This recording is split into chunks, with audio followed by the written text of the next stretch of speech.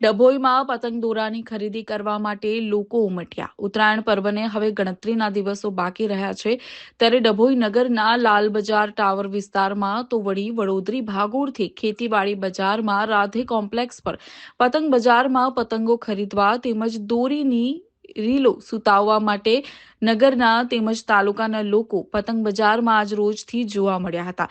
યુવા વર્ગ રીલ સુતાવવા માટે નગરના મુખ્ય બજારો માંદોડા દોડી કરતા નજરે પડ્યા હતા।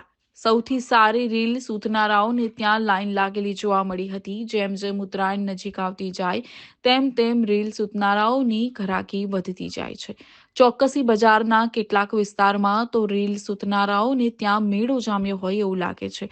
ડભોઈ નગરના પતંગ બજારમાં તૈયાર રીલો પણ આવી ગઈ છે, પરંતુ હાલમાં આ તૈયાર રીલોની ઘરાકી નીકળેલ નથી તેમ પતંગના વેપારીએ જણાવ્યું હતું। તેમનું કહેવું છે કે છેલ્લા આ તૈયાર રેલ વેચાય છે। ઉત્તરાયણ અંગે પતંગના રસિયાઓ એકબીજા સાથે ચર્ચા કરતા સાંભળવા મળ્યા હતા કે વર્ષોથી ઉત્તરાયણ પર્વ 2 દિવસ ઉજવવામાં આવે છે। ઉત્તરાયણ અને વાસી ઉત્તરાયણ એમ 2 દિવસ નગરજનો ઉજવતા હોય છે।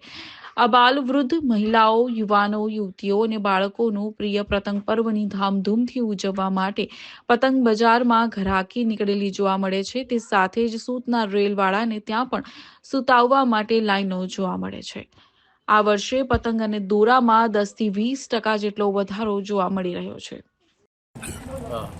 દર વર્ષની જેમ પતંગોની ઘણી બધી વેરાયટી, નવી વેરાયટી છે।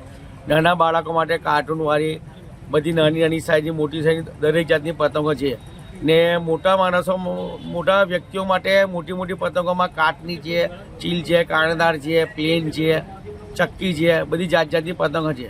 પણ ગયા વર્ષના માહોલને જોતા અમે જોઈએ છીએ કે આ વર્ષે જો માહોલ જો રહેવો જોઈએ પતંગોની અંદર, ઘરાકીની અંદર, તે કંઈ જોવા મળતો નથી। કેમ કે થોડી મંદી થોડી જોવા મળે છે। એક તો ભાવ વધારો થોડો ઘણો 10-15% ભાવ વધારો છે ને પાછો મંદીનો થોડો મોજું ચાલે। જો અમારી દુકાનમાં તમે જો તો એક માંડ 1-2 ગ્રાહક છે, 8-10 ગ્રાહકની જગ્યા પર 1-2 ગ્રાહકો ચાલે। તો ઘણી મંદી છે ભાવ વધારાના લીધે ને કંઈ એટલું બધું જોવા નહીં મળતું। છેલ્લા જો અમે એવી અપેક્ષા રાખીએ છીએ કે હવેના સમય કે 11, 12 ને 13 તારીખ આવે એમાં થોડી ઘણી બી અમે ઘરાકી માંગીએ છીએ કે ઘરાકી થોડી ઘણી ચાલે તો અમારો માલ નીકળે, અમને રોજીરોટી મળે।